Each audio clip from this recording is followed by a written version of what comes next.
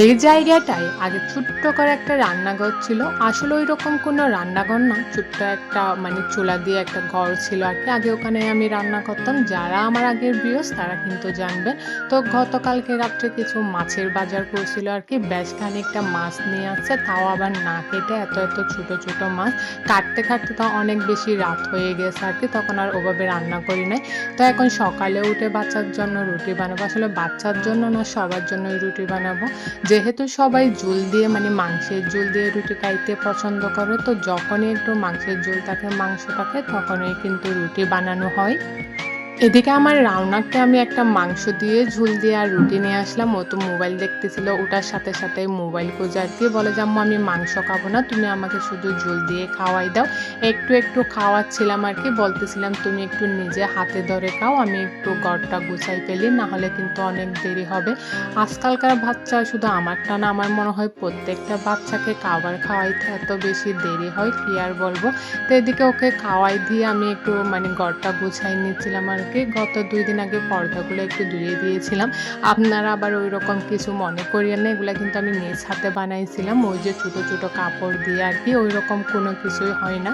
আসলে মধ্যবিত্ত পরিবারে না অনেক কিছুই মানে হ্যান্ডেল করতে হয়, অনেক কিছু নিজে নিজে তৈরি করে অল্প বাজেটে সব কিছুই কিন্তু লাগাইতে হয় আর কি। আমার মনে হয় কি, প্রত্যেকটা মেয়ের এই যে ঘর সাজানোর একটা মানে ইচ্ছে থাকে। আমার মনে হয় কি জানেন, শুধু একটা ছোট্ট ইচ্ছে না, অনেক বড় একটা ইচ্ছে থাকে, আমারও আসে আর কি। তো চেষ্টা করতেছি আস্তে আস্তে সবগুলা গুছাই উঠবো, দেখি আল্লাহ কি করে। তো যা আছে তাতে এখন আমি আলহামদুলিল্লাহ অনেক বেশি খুশি। যা আছে তা দিয়ে পরিপাটি করে রাখার চেষ্টা করি, আসলে যতটা সম্ভব হয়।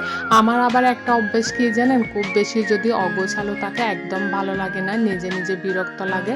তো সবগুলো একটু গুছাই নিয়েছিলাম। এদিকে ছোট ফ্যানটা একটু চার্জে দিচ্ছে, আরও একটা ফ্যান আছে, এটা বাচ্চা নেয়, একটা বাচ্চার বাবা নেয় এরকম। তো সৌরবিদ্যুৎ আছে, ওটা হচ্ছে বাচ্চার বাবা নেয়, এটা নেয় হচ্ছে বাচ্চা। আর উপরে তো একটা ফ্যান চলে।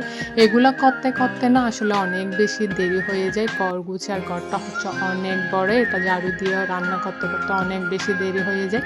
এদিকে রান্নায় দেরি হয়ে গেছে, তো আর কাটা বাছা এগুলো দেখাইলাম না, সোজা রান্নায় চলে আসলাম।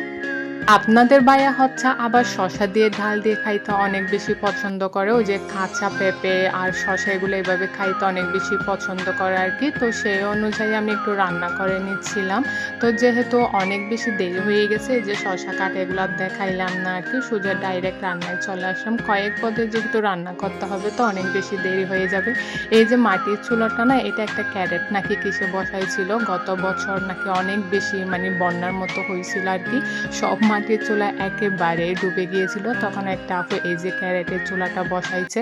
অনেক বছর মানে অনেক বছর বলতে 1টা বছর ধরে যখন রান্না করা হয় নাই, এখন যখন এই আগুন জ্বালি তখন একদম ফেটে ফেটে যায়। মানে ঠিক মতো করলেও কিন্তু আবারও ভেঙে যায়। তো আপনারা একটু ইগনোর করবেন। আমি কিন্তু রান্না করার আগে চুলাটা ঠিক করার চেষ্টা করি। ভেতরে কিন্তু আরেকটা ছোট্ট রান্নাঘর আছে, সেখানেও কিন্তু চুলা আছে 2টা 3টে, কিন্তু আমি একটু বাইরে এটা বসাইছি যাতে আমার ভিডিও কোয়ালিটি অনেক বেশি ভালো হয়।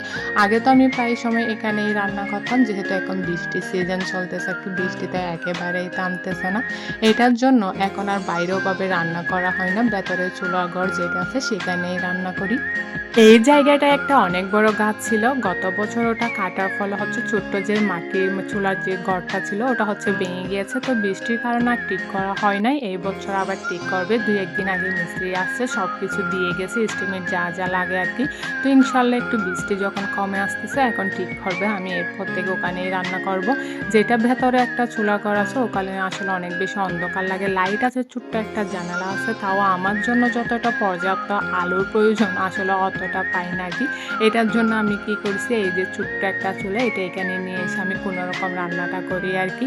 গ্যাসও রান্না করা হয়, আসলে এত বেশি রান্না থাকে এরকম বাড়ির রান্নাটা আমি সবসময় মাটির চুলায় রান্না করি। আর রাত্রে যা টুকটাক রান্না করি, সন্ধ্যার নাস্তা বা সকালের নাস্তা, সবগুলো কিন্তু গ্যাসেই করা হয়। এদিকে ওই যে গত রাতে যে মাছগুলা নিয়েছিল সেখান থেকে আমি ২ ধরনের মাছ রান্না করছিলাম আরকি। এই যে চুড়ি মাছ একটা সামুদ্রিক মাছ, জানি না আপনারা খান কিনা? অত বেশি আমার ভালো লাগে না, তাও নিয়ে আসে মাঝে, মাঝে রান্না করি আরকি। বলে কি বেগুন দিয়ে রান্না করলে অনেক বেশি মজা হবে। আমি চুড়ি মাছগুলা না বেগুন দিয়েই রান্না করব, একটু ঝোল, ঝোল করা। আসলে খুব একটা মানে তরকারি দিয়ে ওইরকম মাছ কখনোই রান্না করা হয় না। সবসময় কষিয়ে ঝোল দিয়ে হালকা করে এরকমই রান্না করা হয়। আজকে হচ্ছে গিয়ে আমি একটু বেগুন দিয়ে চুড়ি মাছ রান্না করব। আপনারা কি খান কিনা অবশ্যই কমেন্ট করে জানাবেন। অত বেশি কিন্তু খারাপ হয় নাই, ভালোই হয়। অনেকে কিন্তু আবার মাছের মধ্যে দেখি ২-১ ধরনের সবজি দিয়ে মাছ ভেজে রান্না করে। আমাদের চট্টগ্রামে মনে হয় খুব একটা এরকম কেউ রান্না করে না। আমাদের তো একেবারেই রান্না করা হয় না। মাঝে, মাঝে আমার মনে হয় কি এইরকম সামুদ্রিক মাছে যদি বেগুন অথবা আলু দিয়ে ছোট, ছোট করে রান্না করা হয় তাইলে খাইতে খুব একটা মানে খারাপ লাগে না, ভালোই লাগে। কিন্তু খুব একটা রান্না করা হয় না আরকি। মাঝে, মাঝে রান্না করি। তো আজকে একটু ট্রাই করলাম। অনেক বেশি মজা হয়েছিল। পরে গিয়ে কিন্তু আমি ধনেপাতা দিয়ে নামাই ফেলছি। আমার আবার না দিলে ভালো লাগে না।